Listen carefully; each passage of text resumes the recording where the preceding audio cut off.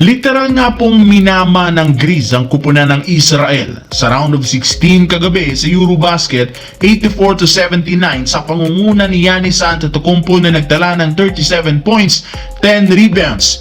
Umabot na nga ng 78% ang kanyang shooting percentage laban sa Israel kung saan wala nga ni isa mang player ng kalaban ang kayang magpahinto sa kanya at mapabagal ang opensa. Sa tuwing hawak nito ang bola, agad nga po siyang sumasalaksak kahit dalawa o tatlo ang bumabantay sa kanya, pero hindi lang naman yan nangyari sa game laban sa Israel dahil nagawa rin naman ito ni Giannis sa nakalipas na game. Sa katunayan, nag-average ito ng 30 points, 7.7 rebounds per game kung saan siya ang pumapangalawa sa scoring sunod kay Luka Doncic. Dahil nga sa pagkapanalo ng Greece sa kanilang game, dediretso sila sa quarterfinals ng Eurobasket kung saan kakalabanin ng sunod ang bansang Lithuania. Samantala, isa nga po sa pinakamatunog na pangalan ngayon sa Eurobasket ay ang 18 years old big man na si Mika Morinen. Dahil sa kabila ng kanyang edad, literal nakikipagsabayan ito sa pinakamagagaling niya player sa buong mundo.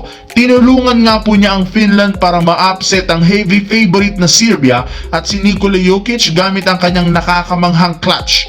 Kaya dahil sa ginawa niyang ito, kinumpirma ng isang insider, si Mika Morinen sa mga player na kasalukuyang pag-aagawan ngayon ng mga scouts. At kabilang sa mga nabanggit ay ang Golden State Warriors since naniniwala sila na sasakto ang laro nito sa playing style ni Coach Steve Kerr. Nangangailangan sila ngayon ng isang athletic big man na merong shooting sa labas. Pero para nga sa inyong kaalaman, si Mika Morinen ay inaasahang papasok sa NBA taong 2027 pa bilang isang high lottery pick. Ibig sabihin, kailangan nga pong makakuha ang Golden State ng mas mataas na draft pick sa taong ito.